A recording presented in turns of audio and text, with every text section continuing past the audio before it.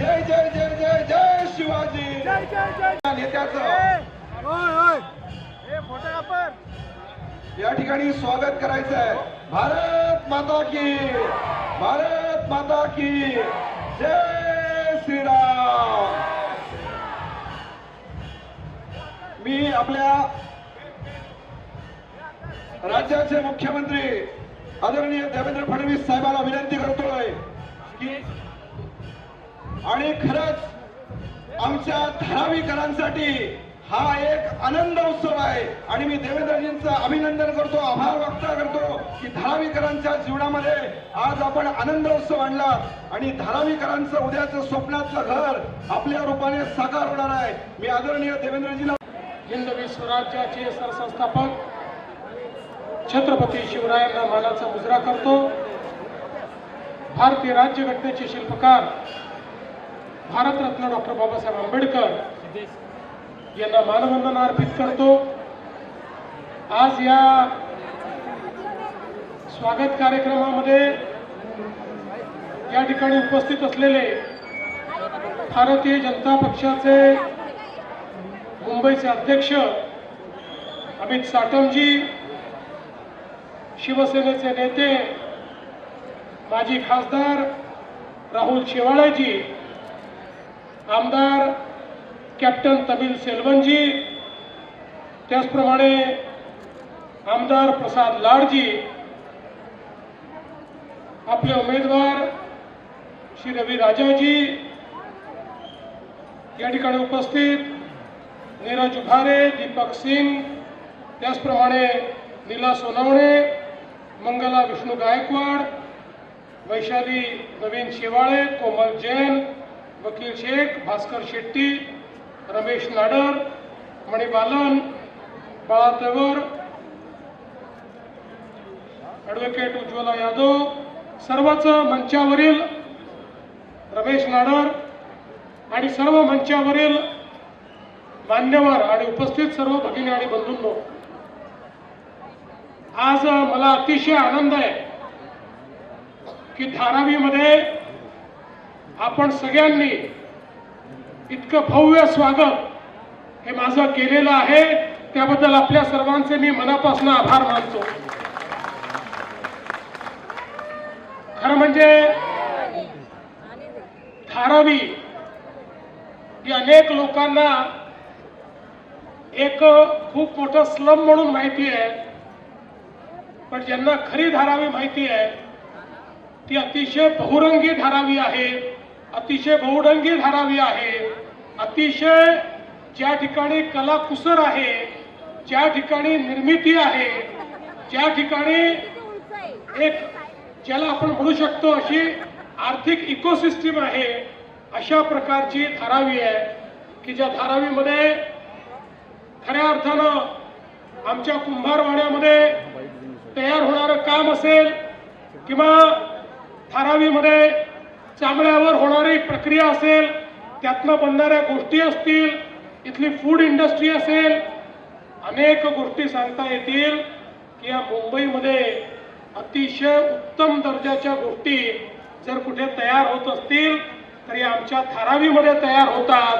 अतिशय कष्टाळू, अतिशय मेहनती लोक या धारावीमध्ये राहतात आणि म्हणूनच खऱ्या अर्थानं इतके वर्ष या धारावीच्या बद्दल चर्चा खूप व्हायच्या।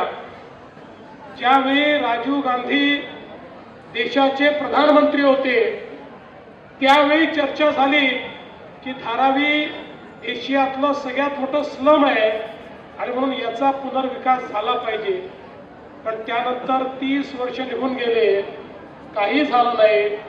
पण माननीय मोदीजींच्या नेतृत्वामध्ये आपलं भाजप सेनेचं सरकार आलं आणि आम्ही या धारावीच्या पुनर्विकासाचा विषय हातामध्ये घेतला आणि आज मला अतिशय आनंद आहे की रेल्वे विभागाची जमीन आपण मिळवली, अन्य जमीन देखील आपण मिळवली आणि धारावीचा पुनर्विकास सुरू केला।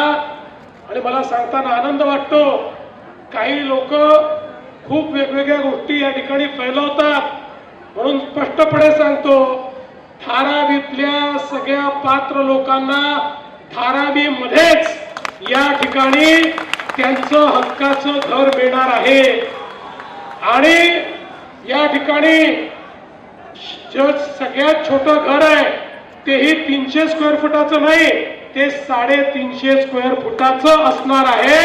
हा देखील राज्य सरकारने निर्णय घेतलाय.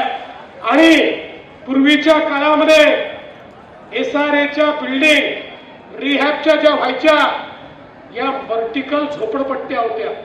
आम्ही सांगितलं चालणार नाही. धारावीत राहणाऱ्या प्रत्येकाचं क्वालिटी ऑफ लाईफ सुधारलं पाहिजे. एखाद्या प्रायव्हेट हाऊसिंग सोसायटीला लाजवेल अशा प्रकारचं रिहॅबचं डिझाईन हे आम्ही या ठिकाणी तयार केलेलं आहे. तिथे राहणाऱ्या एक एक व्यक्तीला आपल्या जीवनातलं परिवर्तन लक्षात येईल. त्या बिल्डिंग्स मध्ये अमेनिटीज असतील, त्या बिल्डिंग मध्ये सोयी असतील, व्यवस्था असतील. त्या बिल्डिंगला सगळ्या व्यवस्था केल्यानंतरही कुठल्याही पद्धतीनं मेंटेनन्स लागणार नाही अशा पद्धतीची व्यवस्था या बिल्डिंग मध्ये आपण केलेली आहे. आणि एवढंच नाही तर धारावीचा संपूर्ण विकास करताना या ठिकाणी या सगळ्या एरियामध्ये गार्डनही तयार करणार आहोत. या क्षेत्रामध्ये खेळाचं मैदानही तयार करणार आहोत. आणि विशेषतः धारावीमध्ये जो व्यवसाय आहे त्या व्यवसायाच्या आधारावर ही धारावी उभी आहे. त्यामुळे रहिवासी लोक इकडे आणि व्यवसाय दुसरीकडे असं चालू शकणार नाही. आणि म्हणून हाही निर्णय आम्ही घेतला की ते जे व्यवसाय या ठिकाणी होतात त्यांना याच ठिकाणी आहे त्यापेक्षा चांगल्या व्यवस्था आम्ही करून देणार आहोत आणि सगळे व्यवसाय याच ठिकाणी राहतील. आणि एवढंच नाही तर एकदा धारावीचं रिडेव्हलपमेंट पूर्ण झालं, व्यवसायांना जागा दिल्या की त्यानंतर पुढचे 5 वर्ष त्या सगळ्या व्यवसायांना राज्य सरकारचे सगळे टॅक्सेस हे आम्ही माफ करणार आहोत, जेणेकरून त्यांना आपला जो काही या ठिकाणी व्यवसाय आहे तो चांगल्या पद्धतीने उभा करता आला पाहिजे. यासोबत जे अपात्र आहेत त्यांनाही आम्ही वाऱ्यावर सोडणार नाही.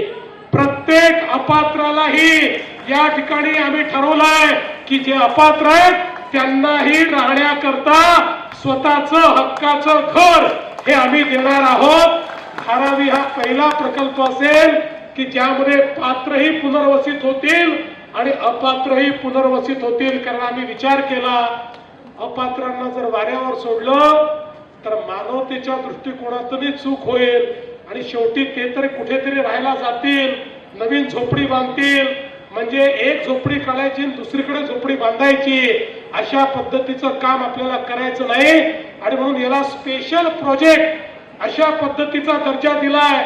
आणि तुम्हाला सांगतो ही जी धारावी आहे ही कोणाला दिलेली नाही. धारावी SRA मध्ये DRP ला दिली आहे. कोणा खासगी व्यक्तीला धारावी आम्ही दिलेली नाही, ती DRP ला दिली आहे. आणि या DRP मध्ये राज्य सरकार स्वतः हिस्सेदार आहे. या DRP मध्ये SRA स्वतः हिस्सेदार आहे. त्यामुळे कोणीतरी विकासक या धारावीची जमीन लाटेल, कोणीतरी घेऊन जाईल हा स्कोपच ठेवलेला नाही. या जमिनीच्या मालकीमध्ये आमची राज्य सरकारची, तुमची, कारण राज्य सरकार म्हणजे तुम्ही आहात, तुमची मालकी त्या ठिकाणी आम्ही ठेवलेली आहे. त्यामुळे काळजी करू नका. जे लोक तुम्हाला सांगतात की तुमची जमीन विकून टाकली, कोणाला देऊन दिली, त्यांना फक्त एवढंच विचारा, थोबाळ वर करून आमच्याकडे येता, इतक्या वर्षात आमच्याकरता तुम्ही काय केलं हे सांगा. आणि मी तुम्हाला हा शब्द देऊन या ठिकाणून जातोय, प्रत्येक धारावीकराला घर दिल्याशिवाय आम्ही शांत राहणार नाही. आणि या निवडणुकीनंतर आन बान और शान के साथ मोदी जी को लाकर यहाँ पर भूमि पूजन करेंगे और एक एक आदमी का जीवन उसमें हम परिवर्तन करेंगे. आत्ताच आम्ही माननीय कामराज साहेबांना या ठिकाणी हार घालून श्रद्धांजली अर्पण केली आहे. आणि मला सांगताना आनंद वाटतो तिथनं खाली आल्यानंतर AIADMK पक्षाने भारतीय जनता पार्टी शिवसेना युतीला पूर्ण समर्थन घोषित केलेलं आहे. आणि ते देखील या ठिकाणी त्यांच्या लोकांसहित आपल्याला निवडून देणार आहेत. आणि म्हणून मी आपल्याला या निमित्ताने आश्वस्त करतो आमचा कुंभारवाडा असेल, कुंभार समाज असेल, लेदरवर काम करणारे असतील, फूड इंडस्ट्री असेल, पॉटरी असेल, या सगळ्यांना आश्वस्त करतो की तुमच्या सहित हा विकास होईल, तुम्हाला विकसित करूनच हा विकास होईल, हा तुम्हाला विश्वास मी देतो. आणि आपल्या सगळ्यांना विनंती करतो, 15 तारखेला आपल्याला मतदानाला जायचं आहे. ज्या ठिकाणी कमळ असेल तिथे कमळाची बटन दाबायची, जिथे धनुष्यबाण असेल तिथे धनुष्यबाणाची बटन दाबायची आणि भारतीय जनता पार्टी शिवसेना युतीला प्रचंड मताने या ठिकाणी निवडून द्या. 15 तारखेला आमच्या धनुष्यबाणाची आणि कमळाची काळजी तुम्ही घ्या आणि त्या 16 तारखेपासून धारावीकरांची काळजी आम्ही घेणार आहोत, हा विश्वास तुम्हाला देतो आणि माझं बोलणं संपवतो. धन्यवाद. जय हिंद.